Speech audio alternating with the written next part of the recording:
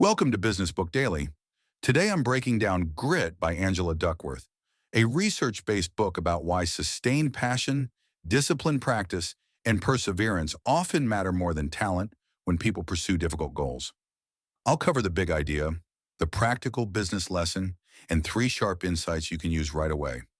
Let's get into it. But first, a word from our sponsor. Want to sell more without adding fixed payroll? A lot of smart operators hire commission-only reps, experienced sellers who get paid only when they produce results. If that sounds like a smarter way to scale, post your opportunity at commissiononly.com. Thousands of motivated reps are actively looking for performance-based roles right now. Commissiononly.com. Today's book is Grit by Angela Duckworth. Duckworth is a psychologist, researcher, and professor who studies achievement, self-control, and the habits that help people pursue difficult goals. The central idea is that long-term achievement depends on more than talent. People often succeed because they stay committed to an important goal, continue practicing, and keep improving after progress becomes slow, repetitive, or frustrating. The book defines grit as a combination of passion and perseverance. Passion gives effort a lasting direction. Perseverance keeps someone working through setbacks, boredom, criticism, and periods when improvement is difficult to see. That definition matters because passion is often confused with excitement. Excitement is easy at the beginning. A new project feels interesting. A new job offers possibilities. A new business idea creates energy.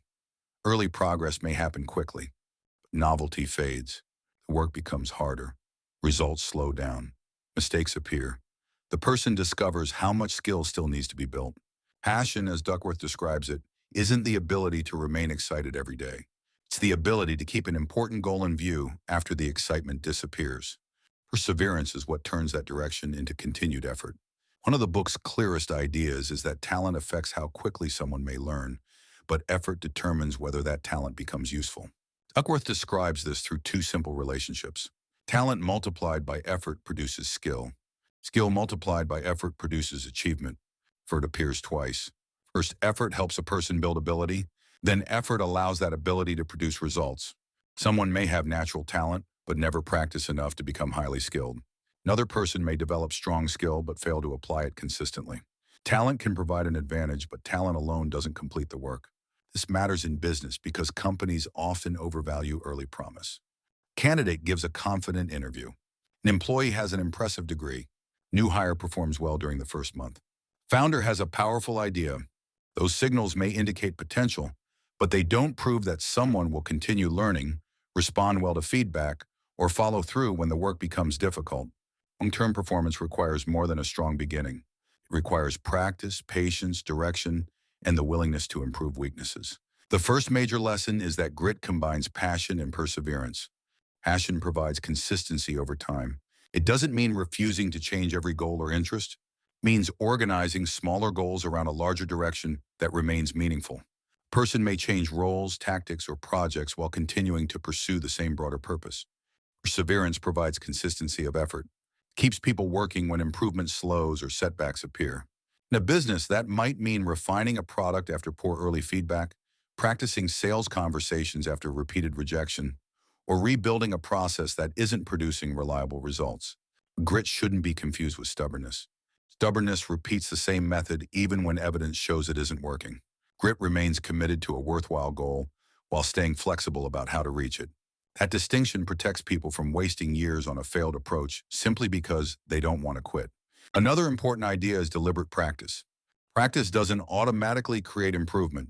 Repeating a task the same way can reinforce weak habits. Deliberate practice begins with a clear target, focuses on a weakness, uses fast, useful feedback, and it repeats the task with adjustments until performance improves. Salesperson might rehearse one difficult objection instead of practicing an entire presentation from beginning to end. A manager might focus on giving clearer feedback rather than simply holding more employee conversations. Customer service team might practice handling one common complaint until the response becomes more helpful and consistent. Deliberate practice can feel uncomfortable because it targets what someone can't do well yet. That discomfort is useful when it produces learning. The goal isn't to make employees feel inadequate. It's to give them a clear skill, a practical method, and enough feedback to improve. Purpose is another part of lasting effort. People are more likely to persist when they believe their work matters beyond personal reward. Paycheck matters. Recognition matters. Career growth matters. But effort may last longer when people also understand who benefits from what they do. A logistics employee may help customers receive important products on time. Software engineer may make a service safer and easier to use. Manager may help employees develop skills that improve their careers. Sales professional may connect customers with a solution to a costly problem. Purpose turns routine work into part of a larger result. Leaders can strengthen purpose by making that connection visible.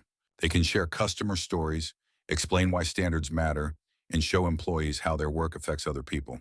The book also argues that culture can strengthen grit. People are influenced by the expectations of the groups they belong to. A team that values preparation, learning, and follow-through makes those behaviors feel normal. A team that celebrates ambition but ignores completion teaches people to chase the next idea instead of finishing important work. Culture appears in what leaders reward, what managers discuss, how teams respond to setbacks, and whether commitments are taken seriously. Grit becomes part of a culture when people are expected to keep learning, follow through on important goals, and adjust after mistakes. So how do you apply these ideas to a business? Start by defining a small number of long-term priorities. Employees can't remain committed when leadership changes direction every few weeks. If every new request becomes urgent, the team learns that priorities aren't real. Explain which goals matter most and why they deserve sustained effort. Then break those priorities into shorter milestones. Term goals can feel distant. Smaller targets give people a clear next step, a way to measure progress, and a chance to adjust before problems become expensive. Hire for follow-through as well as talent. During interviews, ask candidates about a difficult goal they pursued over time. Ask what setbacks appeared, what they changed, and what they learned. The strongest answer may not be the most impressive success story. Look for evidence that the person accepted feedback, adjusted the approach, and continued working when progress became difficult. Build deliberate practice into normal work. Choose one skill at a time. Find what better performance looks like. Create repeated opportunities to practice it. Then give feedback quickly enough for the employee to connect the advice to the work they just completed. For example, a sales manager might review one call and identify one improvement for the next conversation. A team leader might help an employee practice a difficult customer discussion before it happens. Manager could rehearse how to deliver clear, respectful feedback instead of waiting for a high-stakes performance review. Create stretch assignments with support. Give employees work slightly beyond their current ability, but don't leave them alone with it. Provide examples, coaching, resources, and review points. Challenge should build capability. It shouldn't become a test of whether someone can survive without help. Recognize improvement, preparation, and learning. Results matter, but leaders should also notice the behaviors that make stronger results possible. An employee who responds well to feedback and improves every month may become more valuable than someone who began with stronger skills but stopped developing. At the same time, avoid rewarding effort that produces no learning. Hard work alone isn't the goal. The goal is useful progress toward results the organization needs. Make setbacks discussable. When a project fails or a target is missed, review what happened. Ask what the team learned, what should change, and which assumptions were wrong. People become more resilient when mistakes lead to useful action instead of public embarrassment. But a learning culture doesn't remove accountability. Repeated carelessness, ignored standards, or refusal to improve still require management. The point is to separate a thoughtful attempt that failed from behavior that was avoidable or reckless. Build a culture of completion. Don't celebrate starting more projects than the company can finish. Limit work in progress. Assign clear ownership. View unfinished commitments. Reward teams that carry important work through to a useful result. This helps prevent a common business problem: constant activity with very little completed value. Watch for burnout. Perseverance doesn't mean working without rest, resources, or reasonable limits. A person who is exhausted may continue showing up while the quality of the work falls. Sustainable effort requires clear priorities, supportive management, adequate recovery, and workloads people can maintain. Leaders should never use grit as an excuse for poor staffing, unrealistic deadlines, or weak planning. If a team constantly needs extraordinary effort just to maintain normal operations, the system needs attention. Don't confuse persistence with refusing to change. Stay loyal to the goal, but remain willing to revise the method. If customers reject a product, study why. If a sales approach fails, test another message or audience.